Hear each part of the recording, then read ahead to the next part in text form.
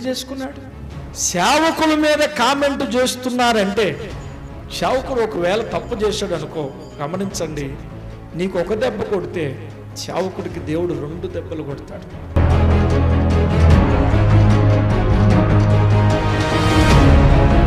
మీరు గమనించండి, దైవజనులు తప్పు చెయ్యరా?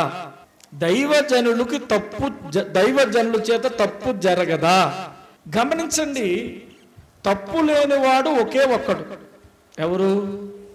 యేసు ప్రభు. అలాగనే దైవజనుడు వ్యభిచారం చేసిన, దైవజనుడు రకరకాల పనికిమాల పనులు చేసిన, దైవజనుని కాదు అది వేరే విషయం. తప్పులంటే చిన్ని పొరపాట్లు మానవ జీవితంలో దొర్లాడుతూ ఉంటుంటాయి. ఫర్ ఎగ్జాంపుల్, నాకు ఒక పెళ్లి కాదు, శ్రీమంతానికి పిలిచారు. ఎక్కడికి వెళ్ళాలి? కొత్తూరు వెళ్ళాలి. అప్పుడు ఇక్కడ చాలామంది నాకు ప్రార్థన చేయించుకోవడానికి వచ్చారు. ప్రార్థన చేయించుకోవడానికి లేట్ అయిపోయింది. 4 గంటలకు అక్కడ ఉండాలి. ఇక్కడే 3:45, 3:45 అయిపోయింది. వాళ్ళ ఫోన్ చేస్తున్నారు. ఏమని? పాస్టర్ గారు అందరూ రెడీ, శ్రీమంతానికి పండ్లు రెడీ, చపాతీలు రెడీ, అన్నీ రెడీ, మీరే లేదు, ఎక్కడున్నారంటే వాళ్ళ కంగారు పెట్టేశారు. నాకు కూడా కంగారు వచ్చేసి, ఇదిగో పక్కనే ఉన్నానన్నాను. ఎక్కడున్నాను? ఇదిగో పక్కనే ఉన్నానన్నాను. కానీ నేను ఎక్కడున్నాను? నా పక్కన సత్యానందం ఉన్నాడు. అగో, అబద్ధం ఆడకూడదు అంటారు పాస్టర్లు. ఎక్కడున్నాడు? నేను సత్యలో ఉన్నాను చెప్పచ్చు కదా ఈయన. కానీ ఏమన్నాడు? పక్కనే ఉన్నాను అన్నాడు. యోహాను రాసిన పత్రికలో మరణకరణము కాని పాపం ఉంది, మరణకరణము అయ్యే పాపము కూడా ఉంది. పాపాలు 2 రకాలు, కానీ ఇవి కూడా దోషాలు అనే దానికన్నా అలవాటుతో చేసే పొరపాట్లు ఇవి, కంగారుతో చేసే పొరపాట్లు ఇవి. దీనికి దేవుడు మనల్ని నరకంలో పడేయడు. హల్లెలూయా. అగస్టిన్, నువ్వు జైరా అల్లుపూర్లో ఉండి పక్కనే ఉన్నాను కనుక పో నరకాను పో అన్నాడు. హల్లెలూయా. మీరు గమనించండి, ఇలాగ చిన్ని విషయాల్లో లోపాలు ఎదుగుతుంటారు సేవకుల మీద. కూషు దేశస్థ అమ్మాయిని పెళ్లి చేసుకున్నాడు మోషే. భార్య చనిపోయింది, వేరొక అమ్మాయిని చేసుకున్నాడు. సొంత అన్న, సొంత అక్క. అన్న పేరు అహరోను, అక్క పేరు ఏమన్నారు? అగో పెళ్లి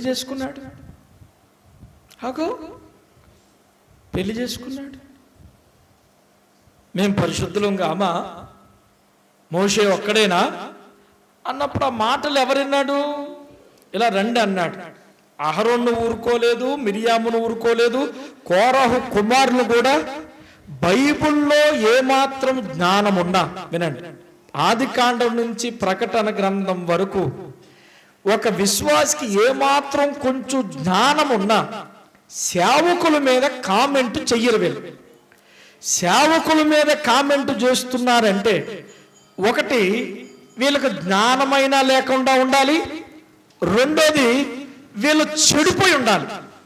భ్రష్టులైపోయిన వారు మాత్రమే కామెంట్లు చేస్తారు, లేదా ల్యాక్ ఆఫ్ నాలెడ్జ్, బైబిల్ కోసం నాలెడ్జ్ లేని వాళ్ళు మాత్రమే కామెంట్లు చేస్తారు. ఇప్పుడు అన్యులు ఉన్నారు చూసిన వాళ్ళకి ఏం నాలెడ్జ్ లేదు, భయం లేదు, కాబట్టి పాస్టర్లు ఎట్లా అని అంటారు. హల్లెలూయా. ఈ 2 విషయాలు తప్ప సేవకుడు జోలికి ఎవరు వెళ్ళరు. సేవకుడు ఒకవేళ తప్పు చేశాడు అనుకో, గమనించండి, నీకు ఒక దెబ్బ కొడితే సేవకుడికి దేవుడు 2 దెబ్బలు కొడతాడు. ప్రతి ఒక్కరిలో తప్పులు ఉంటాయి, చిన్న తప్పులు ఉంటాయి.